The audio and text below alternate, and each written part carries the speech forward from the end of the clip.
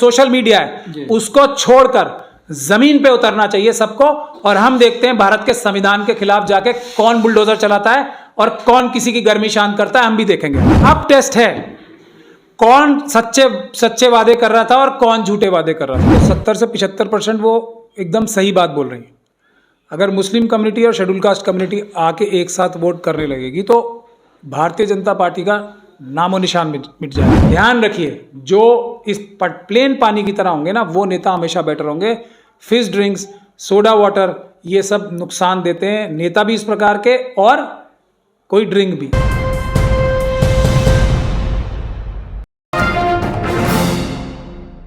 मैं हूं शकील अहमद और आप देख रहे हैं न्यूज़ मैक्स। जिस तरह से 5 राज्यों के नतीजे सामने आए और 4 राज्यों में बीजेपी रिपीट कर रही है। एक स्टेट जो है वो बीजेपी के हाथ में नहीं आ पाया, हालांकि वहाँ पर पहले से कांग्रेस थी।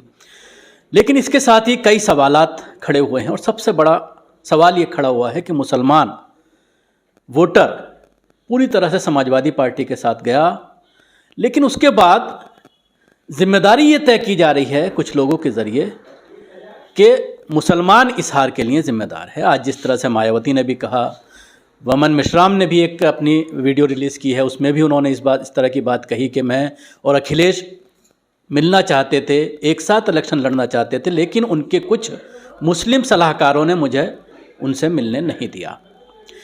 इसके अलावा एक बड़ा नाम उत्तर प्रदेश में जो अपने आप को नंबर 2 का लीडर मान के चल रहे थे, वो भी पूरी तरह से गोरखपुर से हार गए हैं। इन सारी चीज़ों पर बात करने के लिए हमारे साथ मौजूद हैं महमूद पराचा, सीनियर एडवोकेट। हम उनसे बात करना चाहेंगे। महमूद साहब, मायावती ने 5 साल पहले भी इस तरह का बयान दिया था कि मुसलमानों ने वोट नहीं दिया, और एक वीडियो उनका वायरल हो रहा है काफ़ी, जो पुराना है, वो भी 5 साल पुराना ही है, 10 मार्च का, पिछली बार जब इलेक्शन हुए थे।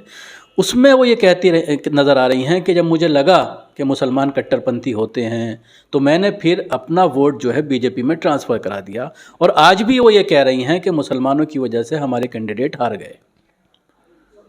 देखिए, इसमें उनकी बात जो है, जो दूसरी आज की जो मैंने प्रेस कॉन्फ्रेंस उनकी देखी और पढ़ी, वो उसमें देखा जाए तो 70 से 75% वो एकदम सही बात बोल रही हैं। अगर मुस्लिम कम्युनिटी और शेड्यूल कास्ट कम्युनिटी आके एक साथ वोट करने लगेगी तो भारतीय जनता पार्टी का नामो निशान मिट जाएगा। लेकिन अगर इसमें ओबीसी समाज भी जुड़ जाएगा तब भारतीय जनता पार्टी और आरएसएस का और मनुवादी मानसिकता का खतरा देश से ही मिट जाएगा। और हम लोग बाबा साहब डॉक्टर भीमराव अंबेडकर के संविधान के हिसाब से देश चलाएंगे। SC ST OBC और माइनॉरिटीज तो 87% है ना देश में। तो इन सब बातों को नज़र में रख के अगर देखा जाए तो मायावती जी की ज़्यादातर बातें ठीक हैं। अब जहाँ जो थोड़ा मैं उनसे डिसएग्री कर रहा हूँ, वो इस बात पे डिसएग्री तो नहीं कहूँगा, लेकिन ये मैं ज़रूर कहूँगा कि किसी भी पॉलिटिकल वोटर से वोट लेने का एक माहौल बनाना होता है। वोटर से किसी को ज़बरदस्ती या डरा धमका के या किसी मजबूरी के तहत वोट नहीं लिया जाता। हर पार्टी को अपनी एक ऐसी छवि प्रस्तुत करनी पड़ती है, अपनी एक ऐसा एजेंडा पेश करना पड़ता है जिससे एक ख़ास किस्म का वोटर या कि आप किसी खास किस्म का वोटर जो है उसकी तरफ आकर्षित हो, उससे उसका रुझान उसकी तरफ बढ़े और उसको वोट देना शुरू करे। ये पूरी की पूरी जिम्मेदारी जो होती है वोटर की नहीं होती, क्योंकि वोटर तो एक साथ नहीं होता, कोई भी कम्युनिटी का वोटर एक साथ नहीं होता, इंडिविजुअल होता है हर एक वोटर। ये एक जगह तो पार्टी होती है, ये जो पार्टी होती है एक जगह, इसका काम होता है कि हर एक इंडिविजुअल वोटर को, ग्रुप ऑफ वोटर्स को समझाना, बताना कि मैं ही तुम्हारे लिए सबसे अच्छा हूँ, मेरी पार्टी ही तुम्हारे हितों की रक्षा करेगी, मेरी पार्टी तुम्हें इंसाफ दिलाएगी। तो इसमें जो दोष देना चाहिए किसी भी पार्टी को तो अपने आप को देना चाहिए, वोटर्स को दोष नहीं देना चाहिए। यहाँ मैं ये बात भी कहूँगा कि ये मैं सिर्फ मायावती जी की जो प्रेस कॉन्फ्रेंस देखी है उस पर टिप्पणी कर रहा हूँ। ये इलेक्शन के रिजल्ट तो सिर्फ और सिर्फ EVM से आए हैं, इस बारे में मेरे को कोई भी शक और शुबे की गुंजाइश नहीं है, उस बारे में पहले बोल चुका हूँ। अब मैं आगे चलता हूँ कि अगर मायावती जी की बात ये सही भी है कि अगर ये निष्पक्ष चुनाव भी होता तो मुस्लिम कम्युनिटी जो है उनको शायद वोट नहीं देती। उसकी वजह सबसे बड़ी समझनी चाहिए कि हम सब ने जिसमें स्वयं मायावती जी का भी बहुत बड़ा हाथ है, काशीराम जी का उससे भी बड़ा हाथ है, और सबसे बड़ा हाथ बाबा साहब डॉक्टर भीमराव अंबेडकर का है, कि धीरे धीरे अब ये सबकी समझ में आ रहा है। और मुस्लिम समाज के तो बहुत अब पिछले कुछ सालों में बहुत तेजी से समझ में आ गया है कि असली दुश्मन कौन है। असली दुश्मन है SC ST OBC और माइनॉरिटीज़ के अलावा जो मनुवादी मानसिकता के बचे हुए लोग हैं, वो कम्युनिटीज़ हैं असली दुश्मन। तो मायावती जी के प्रति जो प्रेम था, जो है और रहेगा, क्योंकि वो उस समाज से आती हैं, ये मैं बात क्लियर बता रहा हूँ, मुस्लिम समाज का शेड्यूल कास्ट कम्युनिटी या शेड्यूल ट्राइब कम्युनिटी के प्रति प्रेम था, है और रहेगा, और आगे आने वाले टाइम में और बढ़ता जा रहा है। मगर जैसे ही कोई ऐसा चेहरा जो मायावती जी के पीछे खड़ा रहता था हमेशा, वो नजर आता है, तो मुस्लिम कम्युनिटी अब इतनी समझदार हो चुकी है, वो डर जाएगी, वो ये समझ जाएगी कि ये व्यक्ति जो है, जो मायावती जी को भी हमारी हिफाजत नहीं करने देगा, मायावती जी को भी हमारी भला फैला बहबूद का काम नहीं करने देगा। तो और वो व्यक्ति जहां भी रहेंगे, ये जो मनुवादी मानसिकता है जहां भी रहेगी, वो पीठ में छुरा मारेगी। तो मायावती जी को शायद इस तरफ भी थोड़ा अपना ध्यान लगाना चाहिए कि उनके सामने से घाव नहीं लगाया उन्हें, उनके पीछे से घाव लगाया, उनके पीछे से भीतर घात हुआ है, उसको समझें। मुस्लिम कम्युनिटी इस चेहरे से जो पीछे उनके खड़ा होता है, बहुत बड़ा चेहरा बन के, वो ये प्रोजेक्ट करता है कि सब कुछ मैं ही चला रहा हूं, तो उससे मुस्लिम समाज क्या, कोई भी शेड्यूल, क्या मायावती इतनी ना समझ है, उससे कोई भी schedule caste, schedule tribe, OBC और माइनॉरिटी का व्यक्ति डरेगा, दहशत में आएगा और उस चीज से दूर होगा। ये हमने बड़ी मुश्किल से समझाया बाबा साहब की और काशीराम जी की इस आइडियोलॉजी को। हम लोगों ने मुस्लिम कम्युनिटी को बहुत मुश्किल से समझाया है कि असली जो नुकसान करने वाली का वो लोग हैं, वो ये हैं जिनको आप साथ लेके चल रही हैं, वो है, उस पर भी जरा आप ध्यान दें। लेकिन इलेक्शन से पहले जिस तरह का माहौल बना और जिस तरह की चीज़ें सामने आ रही थी, मायावती के एक प्रभारी का वीडियो आया सोशल मीडिया में, जिसमें वो 300 करोड़ रुपए में 50 सीटों की डील करते हुए नजर आए कि हम अपनी लिस्ट देंगे। पैसों को लेकर कहीं ना कहीं आरोप लगता है। और अब भी ये आ रहा है कि पहले ये होता था कि एक सीट बेचती थी, अब से पूरा यूपी बेच डाला मायावती। देखिए, मैं उस सब पे टिप्पणी नहीं करूंगा। मैं टिप्पणी करना चाहता हूं, शेड्यूल कास्ट कम्युनिटी 21% 2011 के सेंसस से, मुस्लिम कम्युनिटी 40% 2011 के सेंसस से, और इतने ही वोट बीजेपी को आए हैं, किसी और की ज़रूरत ही नहीं है। मैं तो इस मायावती का तो सारा वोट ट्रांसफर हो गया है, 23% से 11 पर आ गई। 11% भी मैं बता रहा हूं आपको, तो ये उनका नुकसान हुआ है पर्सनली, उनको ये बात सोचनी चाहिए। मैं तो इसका साफ बता रहा हूं, उसका रीजन मैं बता रहा हूं। 2007 में जो 300 से ऊपर थी, अब 0 पे पहुंच गई। तो मैं वही कह रहा हूं ना, अगर वो सामने देखें तो उनको रीजन नजर नहीं आएगा, कभी भी नहीं आएगा। उनको सिर्फ इतना सा घूम के पीछे देखना है, उनको सब समझ में आ जाएगा। सामने तो सब वही है, कम्युनिटीज साथ है ना, कम्युनिटीज के बीच में प्रेम है। पीछे देखना है कौन उनमें जहर घोल रहा है, कौन दरार पैदा कर रहा है, और कौन ये कह रहा है कि सर्वजन हिताय की बात कौन कर रहा है। अरे बहुजनों का राज जब आ जाएगा तो हम लोग क्या किसी के साथ नाइंसाफी कर सकते हैं? हम लोगों के जीन्स में नहीं है नाइंसाफी। अगर बहुजनों का राज आ जाएगा तो सर्वजन हिताय अपने आप हो जाएगा। हम तोल के 13% को उसका 13% नहीं 1% एक्स्ट्रा हिस्सा देंगे, 14% हिस्सा देंगे, घर में ले जाके देंगे। ये इसीलिए हमें सिर्फ बहुजन हिताय की बात करनी चाहिए। बहुजन की सरकार जैसे ही आ जाएगी, SC ST OBC और माइनॉरिटीज की, सबको न्याय मिल जाएगा। महिलाओं क्या उम्मीद है आ पाएगी, इस तरह से हो पाएगा? जिस तरह से देखने में आ रहा है कि 12% वोट चला गया बीजेपी को। अब यही पॉजिटिव साइन है ना, यही तो पॉजिटिव साइन है ना। आ गए मनुवादी सर पे नुकसान। अब मायावती जी खुद कह रही है ना कितना बड़ा नुकसान हुआ है।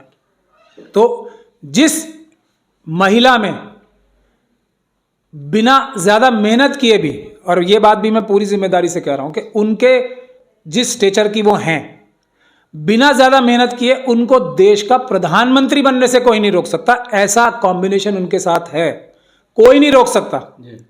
लेकिन उनको देखना पड़ेगा कि उनके सामने से वार नहीं हो रहा है, उनके पीछे से वार हो रहा है। अपने तो जो आपको लगता है इतने बड़े विजन की लीडर हैं, कई बार CM रही हैं उत्तर प्रदेश की, पार्लियामेंट में अक्सर मुलाकात मेरी उनसे रही है, बहुत अच्छी मतलब जहन की वो लेडी है, लेकिन उसके बावजूद क्या उन्हें दिखाई नहीं दे रहा कि पीछे कौन खड़ा हुआ है?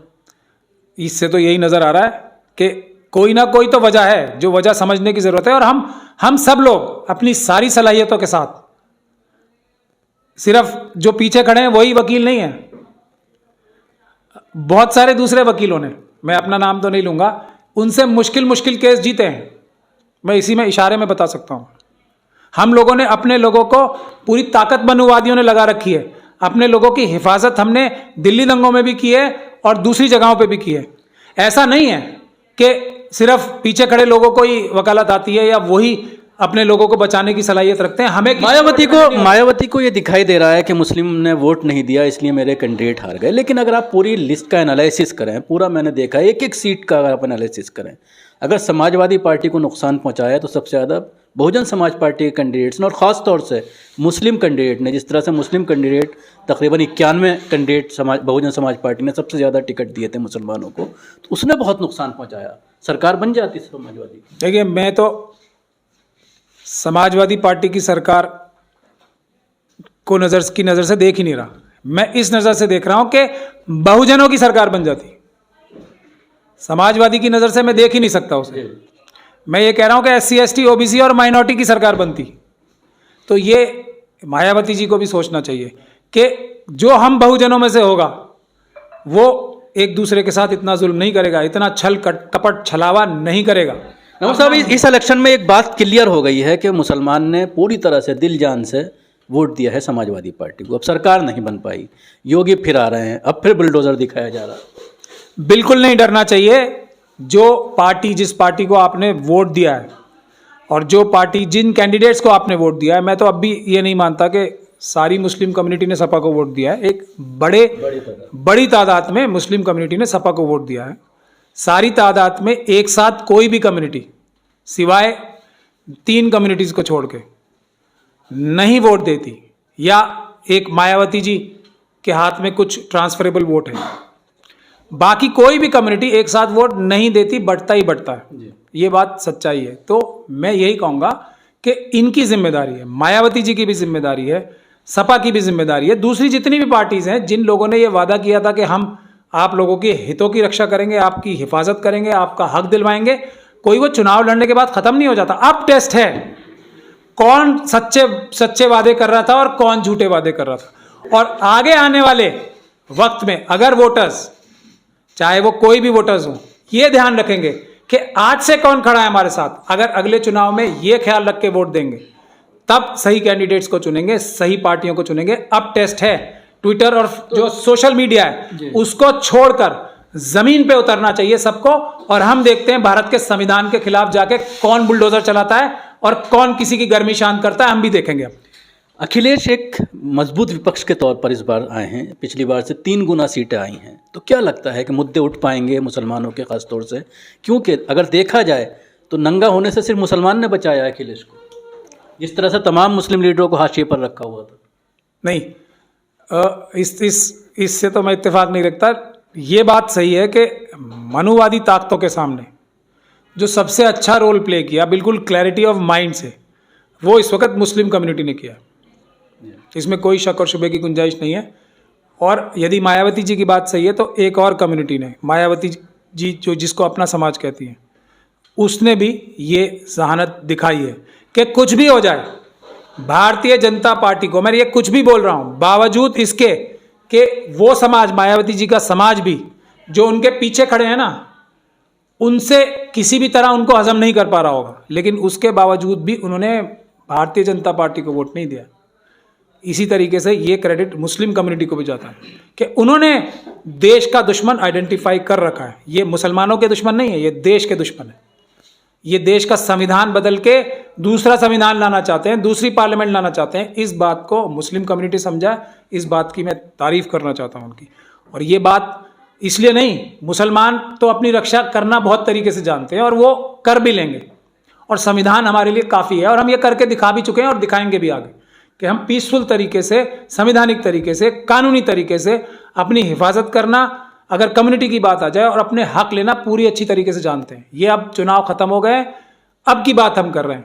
और उन लोगों से खैर हम लोगों को सभी को बचना चाहिए, SC ST OBCs को, जो हमारे नेतृत्व हैं, जो एक फिश ड्रिंक होती है ना, जैसे जिस सोडा ड्रिंक्स जो होती हैं, जो कैंपा कोला, कोका कोला, ये सब जो एकदम भाप निकलती है, एकदम हवा, बुलबुले निकलते हैं और फिर उसके बाद सोडे की तरह बैठ जाते हैं, तो उनका टेस्ट ही खत्म हो जाता है। जब तक सोडा उनमें रहता है तब तक टेस्ट रहता था। उनसे, उन ड्रिंक्स से, वो ड्रिंक्स बहुत खतरनाक होती है, मैं आपको बता रहा हूँ। अगर आपका उनका झाग निकल जाएगा तो आप उन्हें पी भी नहीं पाएंगे, एक बात। और अगर उनको झाग के समेत भी पिएंगे तो टेस्टी तो लगती हैं, लेकिन वो सेहत को बहुत नुकसान देती हैं। नेता भी और आपके कायद भी ध्यान रखिए, जो इस प्लेन पानी की तरह होंगे ना, वो नेता हमेशा बेटर होंगे। फिश ड्रिंक्स, सोडा वाटर, ये सब नुकसान देते हैं, नेता भी इस प्रकार के और कोई ड्रिंक भी।